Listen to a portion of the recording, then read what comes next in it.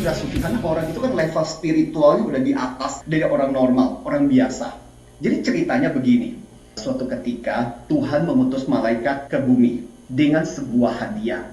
Hadiah yang akan diberikan kepada orang yang paling berbahagia di muka bumi. Malaikat berpikir bahwa itu akan menjadi tugas yang mudah. Dan mulailah malaikat itu berkeliling dari satu tempat ke tempat lain, ke tempat lain, ke tempat lain. Nggak ketemu. Sampai akhirnya malaikat yang putus asa. Setelah kurang lebih 1 bulan, baliklah malaikat ke Tuhan dan bilang begini, aduh Tuhan, maaf ya Tuhan, ini hadiahnya harus saya kembalikan kepada Tuhan. Tuhan bertanya, loh kenapa? Aduh Tuhan, rupanya di bumi ini tidak ada manusia yang betul-betul berbahagia. Karena kebanyakan manusia itu mereka hidup di 2 alam. Hidup di dalam alam masa lalu, penuh dengan penyesalan, penuh dengan rasa bersalah dengan apa yang terjadi, dan hidup di alam masa depan untuk sesuatu yang bahkan mungkin mereka tidak akan pernah nikmati. Jadi mohon maaf Tuhan, hadiah ini saya kembalikan kepada Tuhan. Ceritanya berakhir di situ. Tapi ketika saya membaca cerita sufi ini, saya merasa, wow, ini cerita keren banget. Karena saya merasa bahwa cerita ini punya kedalaman makna yang luar biasa. Sekali lagi, kebanyakan dari kita hidup di 2 alam. Living in the past. Hidup di dalam masa lalu, di mana emosi negatif di masa lalu itu kan rasa nyesal, rasa bersalah, atau rasa malu. Misalnya contoh, kalau saya boleh sharingkan, mungkin saya akan menyesali, kenapa dulu gue presentasi kayak begitu, kenapa gue nggak melakukan jurus ini, kenapa gue nggak persiapan. Stop, itu yang terjadi. Atau yang kedua, hidup masa depan. Emosi negatifnya apa? Terlalu banyak cemas, khawatir. Enggak sih? Iya, betul. Takut nanti bakal seperti apa. Jadi akhirnya kemudian kita nggak pernah hidup di masa sekarang untuk betul-betul enjoy dengan apa yang terjadi. Banyak pertanyaan yang muncul, mindful itu apa sih? Jadi gini, bedakan antara mindful 1L dengan mindful 2L. Itu beda. Mindful 1L itu aware, sadar, peka dengan sekarang. Mindful yang 2L itu pikiran kita penuh, ya, saking penuhnya, penatnya, akhirnya kemudian kita nggak bisa konsen lagi dengan apa yang terjadi. Itu mindful yang 2L. Nah, yang kita obrolkan adalah yang mindful 1L. Ya, mindful dalam pengertian kita adalah bagaimana kita hidup kini dan di sini. Saya masih ingat di psikologi ada satu aliran namanya aliran humanistik dari Carl Rogers. Sebagai manusia yang luar biasa adalah living here and now. Bagaimana kita hidup kini dan di sini. Dan itu nggak gampang. Saya jadi ingat dengan cerita tentang ada istri yang saking keselnya sama suaminya. Jadi suaminya tiap hari hobinya main game. Akhirnya dia bilang sama suaminya gini, "Papi, tadi pagi ada tukang bersihin talang pipa datang ke sini." Jadi nggak jawab apa, karena dia sibuk main game. Tapi tulang talang pipanya tuh cakep loh. Masih main game. Dan papi tahu nggak, tukang talang pipanya itu godain aku loh. Main game. Terus aku juga tergoda loh. Masih main game. Dan papi tahu nggak, dia mengajak aku pergi daripada hidup bersama papi yang tiap hari cuma main game. Masih main game. Dan akhirnya aku kayaknya memutuskan aku mau pergi sama dia deh. Masih main game. Dan akhirnya malam istrinya kabur, meninggalkan sebuah catatan. Catatannya adalah, papi, seperti yang saya ceritakan tadi, saya akhirnya memutuskan untuk pergi sama tukang talang pipa karena di rumah nggak diperhatikan sama sekali. Suaminya waktu membaca, suaminya langsung ngamuk. Loh, kok dia pergi, kok nggak bilang sama aku? Padahal dari tadi udah ngomong. Cuma dia sibuk main game. Maksud saya, mindful itu artinya kita waspada, mindful itu artinya kita fokus. Jadi beberapa komponen yang selalu kita katakan ada komponen pertama dari mindful itu apa? Pertama-tama kita latihan fokus dong. Bisa loh, sambil sekarang ini siaran, pikiran kita melayang kemana-mana, ngerjain apa, jadi akhirnya kemudian kita nggak fokus. Lebih aware, belajar untuk lebih sadar dengan apa yang terjadi. Belajar untuk lebih merasakan, apa sih perasaan kita, apa sih yang terjadi gitu. Nah, ini yang paling penting di mindfulness ini. Ketika kita bertindak, ketika kita melakukan sesuatu, jadi segala sesuatu itu kita lakukan dengan sadar, act consciously. Paling enggak mindful itu bisa dibagi beberapa hal. Ada yang namanya spiritual mindful.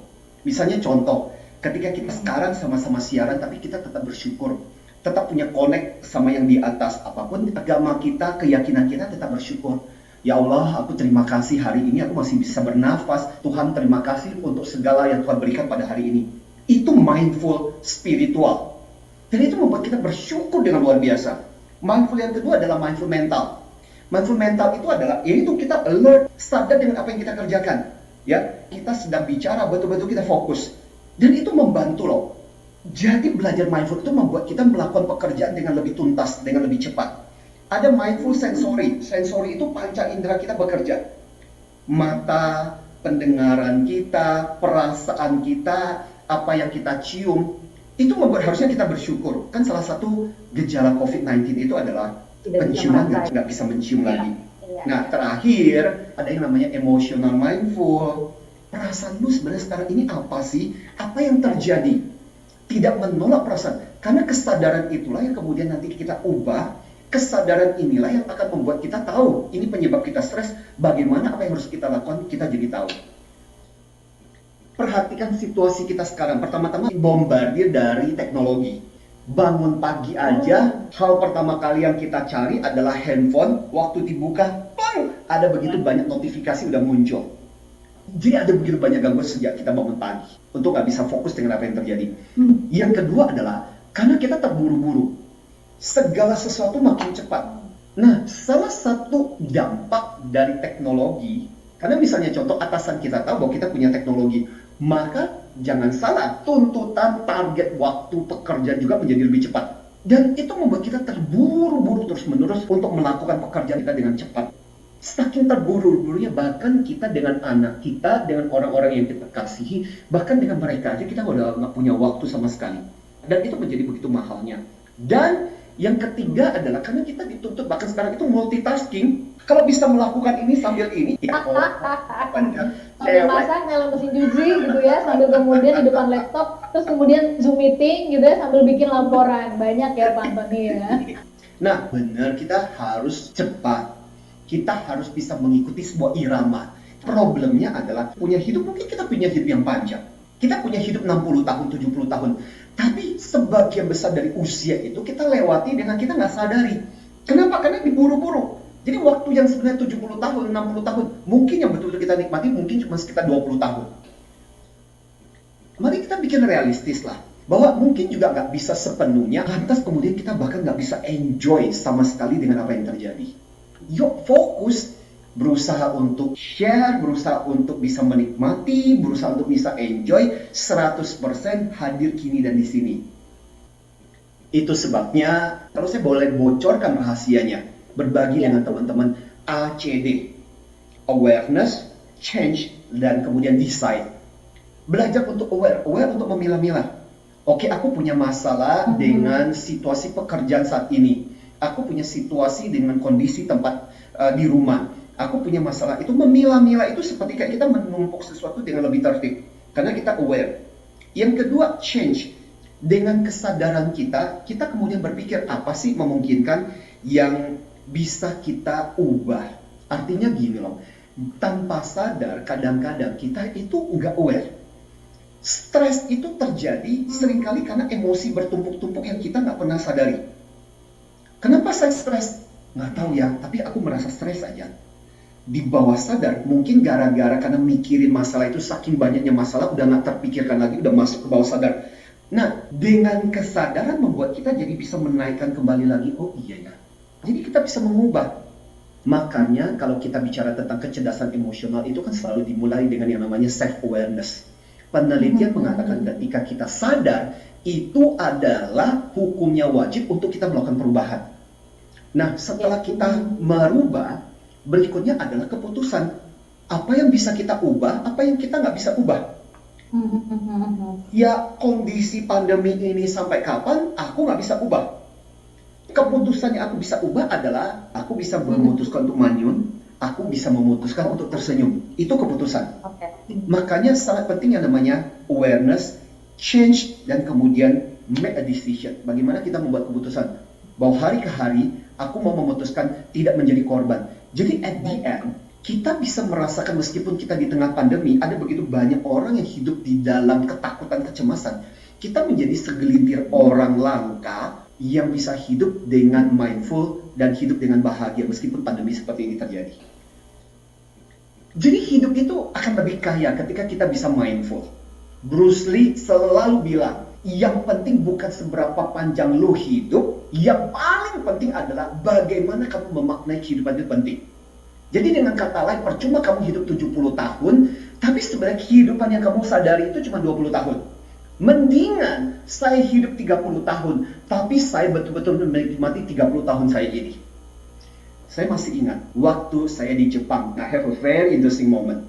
Jadi waktu itu, karena waktu terbatas sebenarnya, kita udah bikin jadwal. Tapi ada satu museum yang sangat keren. So akhirnya kita ke sana. Dan museum itu adalah museum taman-taman yang dibuat dari pasir. Dan yang menarik adalah di beberapa taman itu dibikin oleh benar ahli taman. Cuman bisa dilihat dari kaca akuarium. Jadi kita bisa melihat dan memandang. Dan di situ yang menarik adalah itu ada kursi-kursi yang disediakan.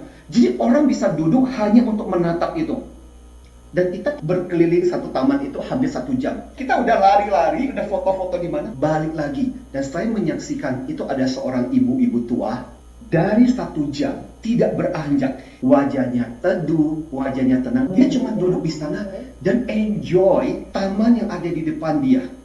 Tapi itu yang saya maksudkan dengan mindfulness. Jadi ketika kita bisa mindful, hidup kita lebih kaya. Bukan kaya dan materi, tapi kaya secara pengalaman. Karena betul-betul enjoy dengan apa yang terjadi, dengan enjoy dengan apa yang kita lihat. Dan yang kedua adalah itu ya, Pak Antoni ya. Iya. Dan ketika kita mindful, kita bisa lebih fokus. Dan ketika kita bisa lebih fokus, produktivitas kita lebih tinggi. Karena apa? Nggak perlu diulang-ulang. Saya fokus dengan apa yang saya kerjakan. Makanya banyak orang kemudian melakukan dan melakukan. Kenapa? Karena nggak fokus, nggak mindful. Dan itu yang menyebabkan pekerjaan jadi ulang-ulang. Yang ketiga, orang-orang yang bisa mindful itu juga bisa menghindari dari banyak kecelakaan sih. Makanya kenapa di kendaraan itu orang dilarang keras untuk menggunakan handphone. Karena kan banyak orang multitasking sambil nyetir ngecek ya akhirnya berujung dengan tabrakan. Dan yang keempat adalah orang-orang yang mindful at the end itu mereka lebih berbahagia. So what is mindful? And mind the present, belajar untuk hidup kini dan di sini. E, insist to focus on current situation. Jadi insist, betul-betul memaksa dirimu untuk fokus dengan apa yang ada. And no multitasking, stop multitasking. Kemudian D, ya, mind. Do things with high alert. Jadi lakukan sesuatu dengan kesadaran yang jauh lebih tinggi. Itu menolong kita mindful. Kemudian mindful, F kan, feel what you feel. Jadi mencoba merasakan perasaan gue sekarang ini apa ya? Gue lagi sedih. Sedih karena apa? Ya sih, sedih karena berita. Oke. Berita itu kamu bisa ubah nggak? Nggak bisa. Apa yang bisa kamu ubah? Ya, aku sendiri harus lebih waspada. Ya sudah. Jadi feel what you feel. Kemudian U, use your 5 senses. Kebanyakan kita nggak merasakan. Lu sadar nggak dengan apa yang dicium? Orang udah COVID-19 udah nggak bisa lagi membaui. Artinya bisa membaui nggak? Itu salah satu senses kita yang jarang dipakai. Apa yang kita lihat, apa yang kita dengar. Kadang kita nggak menggunakan itu. Use your 5 senses, belajar untuk menggunakan. Dan yang terakhir adalah L. Live mindful more frequent. Jadi hiduplah mindful lebih sering. Sekali lagi teman sekalian, kita ada banyak hal yang kita tidak bisa lakukan di tengah pandemi ini. Tapi kita bisa membuat satu keputusan. Keputusan terbaik adalah bagaimana kita belajar untuk mencoba untuk menghidupi kini dan di sini. Dan belajar untuk menghargai. Kita tidak pernah tahu apakah besok kita masih punya kehidupan. Tapi yang for sure, yang pasti adalah saat ini kita masih dikasih kehidupan oleh Tuhan. Itu yang kita syukuri. Itu yang kita jalani. Itu yang berkat yang paling luar biasa yang kita terima pada saat ini.